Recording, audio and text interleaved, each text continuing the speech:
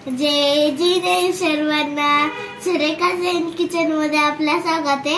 आज आपण पाहणार आहोत राळ्याचा धपाटा। तुम्हाला जेवढं क्वांटिटी पाहिजे तेवढं राळ्याचं पीठ घ्यायचंय।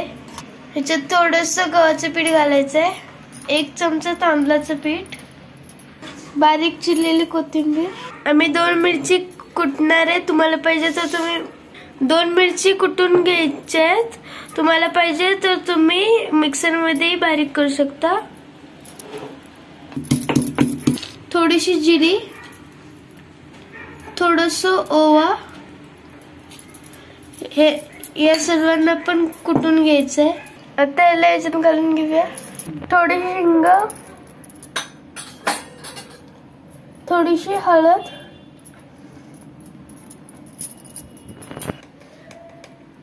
चवीनुसार मीठ। मिरची जे कुटलेले आहेत ते तुम्ही तुमच्या आवडीनुसार घालू शकता। आम्ही 2 मिरच्या घातलेले। थोडंसं तेल, ह्याच्यात काकडी किसून घ्यायची आहे। हे किसून झालेलं आहे, आता ह्याला मळून घ्यायचंय। ह्याच्यात पाणी खूप कमी घालायचंय, काकडीला पाणी सुटतं म्हणून बघूनच पाणी घालायचंय। हे मळून झालेलं आहे। एक वल्ल कापड घ्यायचंय, एक कापड घ्यायचंय वल्ल करून, ह्याच्याने थापायचंय। ह्याला जास्त मळलं की हे छान लागतात। हे थापून झालेलं आहे, ह्याला पातळ असं थापून गॅस गरम झालेला आहे, तवा गरम झालेला आहे, थोडं तेल घालून घेतलेलं आहे। आता धपाटा घालून घेऊया। आता ह्याच्यावर रोल पाडून घेऊया। ह्याच्यावर तेल सोडून घेऊया।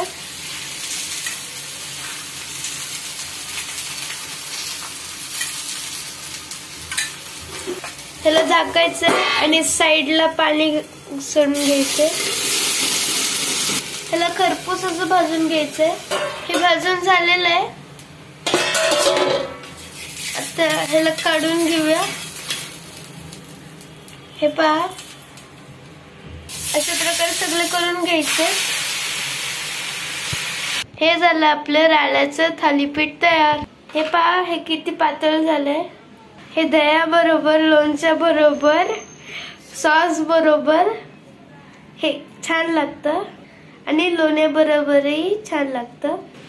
मी थोडं टेस्ट करून बघतो। वाव, खूप यम्मी।